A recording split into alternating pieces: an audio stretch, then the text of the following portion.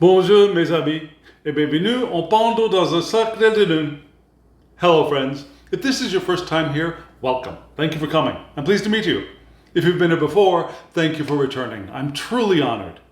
Friends, if you are a returning visitor, you probably already know from my attempt at a French introduction that this is my series in which I use Cercle de Lune adjacent, and antique Italian decks to help me unpack a message, a central message from my larger spread of the week. And the larger spread that I've been doing since last week has been an elemental spread. It's a spread based on the 4+1 classical elements. So the 4 classical elements in the West, there are 5 in the East. The 4 in the West are fire, water, air, and earth, right? And then we often or sometimes add the 5th element of ether, of spirit. So I'm doing a 5-element spread these days. And it's an interesting spread because I'm pairing up 2 very different systems. One of them is the Thoth system created by Aleister Crowley and Lady Frida Harris. And the other is a reworking of the continental system, which was created by, called the Tarot of the Holy Light, which was created by Christine Payne Towler and her beautiful husband, Michael. And I'm surprised at how well those 2 decks and those 2 systems communicate with each other in very interesting ways. And so, because it's such a big spread, having a chance to condense that message into something a little bit more bite-sized can often be helpful, I think. So we're using Cercle de Lune adjacent, or antique Italian decks to do that job. And I've got a spread already laid out for you, but before we get to that spread, I'd like us to remember the larger spread of this week. And I highly recommend you go and watch that spread before you watch this one, because you'll get the foundation for the answer to the question that I ask, which is, what is the central message of this week's elemental spread? If you haven't seen the reading for that spread, you might not understand why the heck he's reading these cards in this way. Now, because we read the cards in response to the question, and the question is all about the earlier spread. So I'll put a card up here for you to hop on over and watch that video first, and then hop back and watch this one. And you don't have to watch any of these videos in one sitting. You can break it down into 5-minute or 10-minute chunks. There's no tarot police who's going to come out and attack you or condemn you or tell you you're doing something wrong, right? So do that. Come back. And just in case you did watch that video in bits and pieces and you'd like a little bit of a refresher, let me just remind you of some of the key points. It was titled, what was it? About power. With Great Power was the title of that video. And I called it that, with great power, because that's part of a common phrase, which is with great power comes great responsibility. And it seemed to be that this week we are focusing on our power, on our fire, on our passion and creativity. And that passion and creativity might get a little bit dangerous if we don't use it wisely and carefully. And relationships were important, and having clear, rational thought is important. It was a very complex and deep and meaningful reading. Do you agree? If you do, let me know in the comments below. If you don't, let me know in the comments below. I'd love to hear from you, really, truly. But that was that reading. And the advice that we got was to pair up concentration and a little bit of risk-taking, but risk-taking with conscious focus. It was really an interesting spread, I'm telling you. And so to get a little bit of a more concise message, I've got a spread prepared for us. So what are we going to do? We're going to look at the spread. I'll show you the whole spread, And just in case you're new here, I will describe the cards and why they're in the positions that they're in. And then we'll break the spread down into two major sections and read those sections together. Are you all ready? Here we go.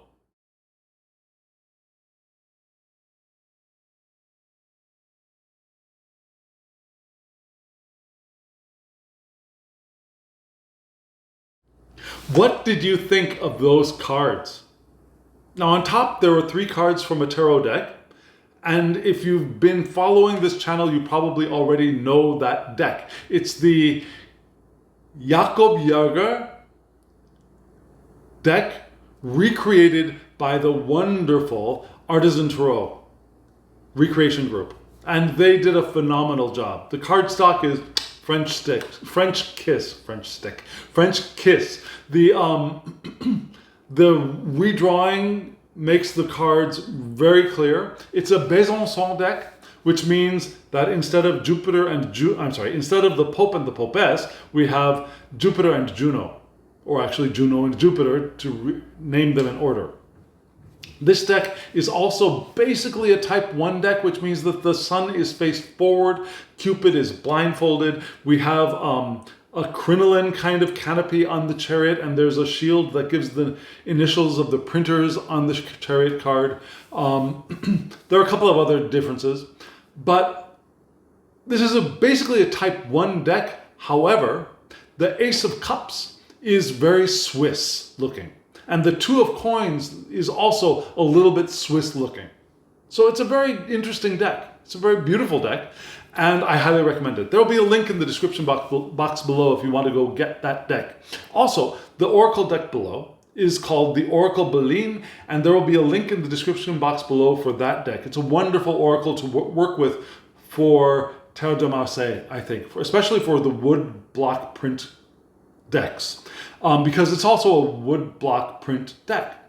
And it's also astrologically based. So if you want to add a little bit of astrology into your Tarot de Marseille, this is a wonderful tool. Now, unfortunately, I don't think it's available in the United States anymore. However, the link will take you to Amazon France, and you can order it internationally from Amazon France. So it's great. The book you can get, I think, all over the world internationally. I suggest getting the book the cheapest and easiest way that you can, because the guidebook in the deck is really, really minimal. Get the book and get the deck from France, okay? Go do that and come back and watch this video. So right now, what I'm going to do is I'll split the deck, spread up into its tarot and oracle sections, and we'll read those together. Are you all ready? Here we go.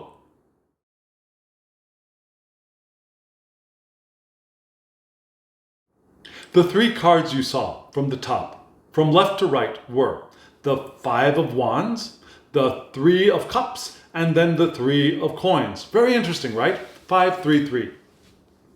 All pips, no humans. And so there was no real reason for me to pull any extra cards. We're just going with those 3. And we also have fire, water, and earth. No air. But that's okay. I mean, okay, so it's interesting that the only one that's missing is a sword, is an air suit. But of course, we're only doing a 3-card spread. If I had pulled a 4th card, maybe it would have been a sword. Who knows?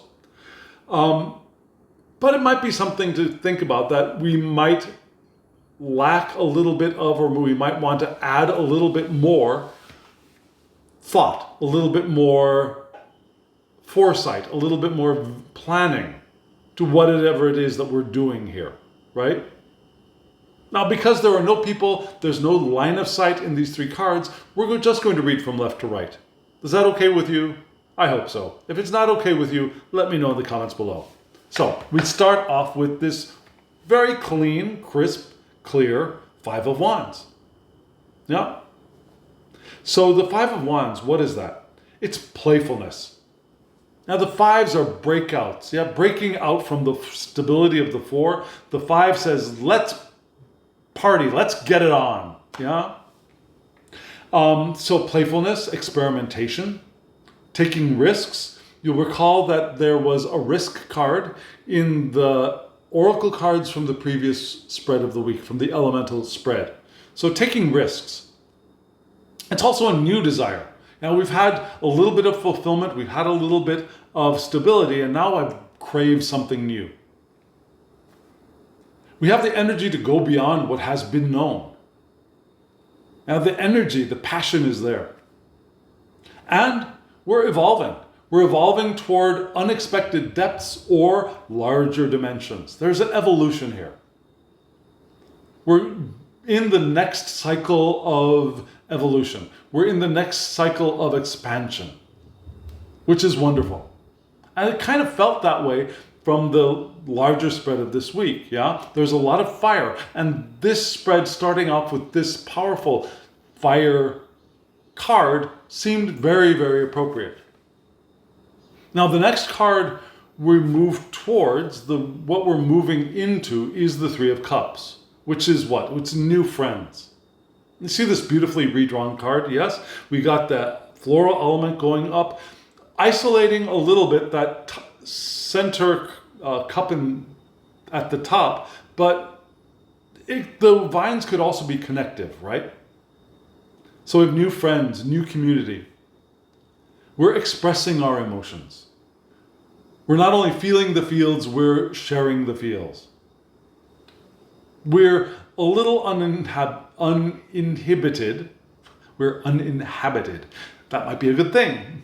But we're also uninhibited. We're uninhibited. That's so hard for me today. Uninhibited emotionally. And we are willing to express that. It's the birth of first love even. Fresh and inexperienced. Maybe there's a little bit of idealization here too. We had a little bit of a taste of that in this week's larger elemental spread. Yeah? Attraction, but with no promise of a foundation, of an enduring relationship. There's that new attraction and connection. That's reminded. We are reminded of that in this card. The other has appeared. Maybe we're a little intoxicated with what we feel about that person. There might be a sense of fervent rediscovery here. It might not be the first time we've fallen in love. It might be a rediscovery, and we might feel that fervent feeling of rediscovery.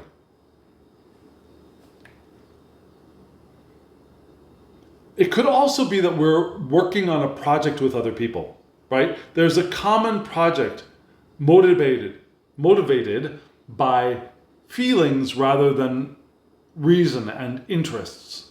Now we want to work together because we feel together, if that makes sense. Yeah?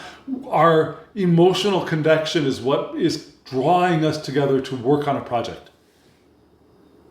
Have you ever experienced that? It's a powerful feeling. Or it could again be a more romantic or sexual relationship that this card is pointing towards. It could be one or the other or something else entirely, but it's a new appearance of an emotional connection. And our ability to express those emotions that we're feeling. And then we get this next card, another 3, right? Which actually looks very similar if you think about it. Right? There's the 1 at the top and the 2 at the bottom. So the 3 of discs. Yeah, that's the disc. The 3 of cups. Similar arrangement, right? Both have the floral arrangement going up, somewhat isolating the 1 at the top, but also maybe perhaps connecting the top and the bottom. So the 3 of discs, this is a card of investment, of starting a project. So that's a little bit emphasized here. It could be an emotional relationship because there was that indication in the earlier spread this week, the elemental spread. However, there's also a project to work on together. And we're starting that project. We're maybe starting a business. We're starting something, some work. Maybe it's an investment that we're doing together. But we're doing it together, and it's the first gains. might be that we're starting to see. Maybe, but not necessarily. Maybe we've created a project or a product. Maybe we've created a product and that product is released without knowing whether there will be buyers for it or not, but it's the release of that product now. Might be that we've actually invested materials into something and we're getting the first returns of it. Could be big, could be small, could be nothing, could be a lot, could be just so-so. There's no answer to that question in this card particularly. It's the first, it's the beginning of something. And there's a decision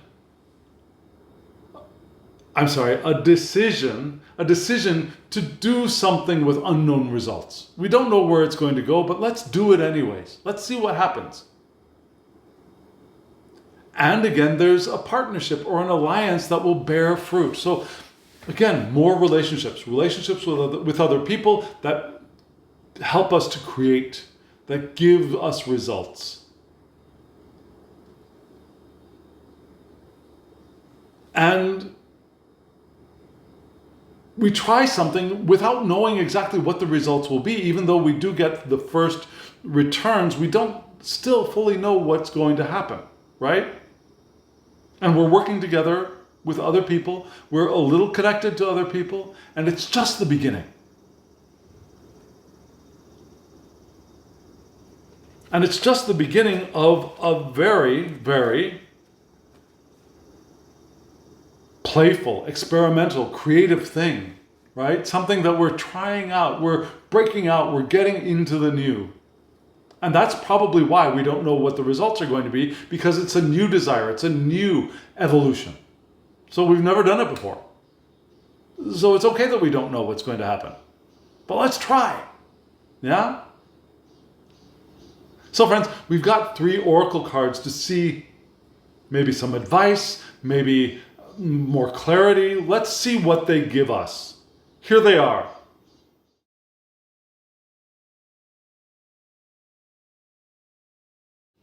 So the 3 cards you just saw from left to right, I don't know, did they look positive to you or less positive? When I saw the first card come out of the deck, I was a little bit nervous. I've just got to say, I was a little bit nervous. The first card was called The Time. It's card number 448. 48? Yes, 48. It's associated with the planet Saturn, which doesn't always give us it doesn't always give us happy information, right? So we had The Time, which was, again, card 48, associated with Saturn. And then we had The Master Plan, which felt a little bit better. And we've seen that card before, which is number 22 and associated with Mercury. And then we had another Mercury card. So as the cards came out, I started feeling a little bit more comfortable, but not as comfortable as perhaps a Jupiter card or maybe even a Venus card would have made me feel. Yeah? But still, we had another Mercury card, which was Mercury's Wand, card number 23. So we had 22 and 23. Interesting. And what? Let me show you the first card. This is The Time, and that's the name, The Time. The side title does not make... In French, it's Fatalité, which makes me think the first, right off the bat, fatality, fatalité. But it means fate. And here we see what? Saturn, right? Holding Saturn's scythe, or Kronos' scythe. This is the god of time, taking all and leveling the playing fields, right? Takes everything from both rich or poor and levels the playing field, makes everything equal. The torch that he's holding is the torch of cleansing and enlightenment, but it's pointing down. So maybe it's the torch of initiation. Maybe we do have a little bit of a beginning here, something we're getting ready for. However, Beline, when preparing this card, gives attributes such as time, okay, fate, okay, limitations, and endings. So maybe there's something fated. Maybe there's some limitations that we might be experiencing. What we're doing might take time, and we might be dealing with some endings. Now, it might be that it's the ending for us to be able to move on. Let's see where we go from here. But this first card again is not so happy again, right? The secondary astrology for this card is the moon, which gives us cycles. So we come to endings, but endings are also the preparation for a new beginning. A situation has to end in order to welcome the new. It's either replacement or rebirth with the moon, right? So we go into the very last, the waning crescent, and then we go to the new moon for us to begin to be reborn with the waxing crescent, right? So we've got those ideas of time, cycles, maybe limitations, maybe endings, but maybe endings for new things to be born. And then the next card helps a little bit, right? The master plan. What do we see? Well, first, let me tell you that the side title is Entreprise, which I think is enterprise. And here you see an L square, now pointing up, kind of like a good luck horseshoe. Now the L square down here. We also see and that is the L square of space and time. Matter. The compass there is for thoughts and creativity. The hammer is the celestial destroyer and creator. So the hammer destroys and creates. It bashes things down and it mashes things together so that we can build up. We also have a blueprint, which is a symbol for our intentions. We have our intentions, we have space and matter here to be our resource, we have our thoughts and our creativity with the compass, and we have a hammer which can create, which can build, but it can also destroy. So what does this mean? Well, this is the card for ongoing projects. And it flows from the time card, from the Saturn card. So maybe we go from an ending with limitations, cycles a little bit, and we move into an ongoing project. Now, is that ongoing project going to be successful or a failure or beneficial or stressful or what? The astrology here, the secondary astrology, is, interestingly enough, Saturn. But here, Saturn helps build and manifest. It provides guidelines. So Saturn here is helping us figure out the plan, the blueprint. So that's beneficial. So we move into here with Saturn in Mercury, giving us manifestation frameworks and ways of manifesting. And then the next card is 23, which is Mercury's wand. The side title is Trafic, which is trade. Do you have traffic with each other? Do you trade with each other? Do you do business with each other? That kind of idea of traffic, not car traffic. And here we see a Carduceus, which is balance. The balance between masculine and feminine, for example. The balance between many of the divergent, the binary forces of the world. And they are winding around a central pillar, which is the axis, right? The axis of the world that the Carduceus, the snakes, the serpents are winding up. The opposing forces winding up the axis of the world. And at the top, we've got a helmet, which is a symbol of power. So this is a very strong image, right? And it's associated again with Mercury. So we've got a little bit of that speed, a little bit of that communication, a little bit of that sending messages and communication, and a little bit of the trickster. But here we've got this communication and speed, I think, emphasized. And the balancing. So for Beline, this is the card of trading, transactions, exchange.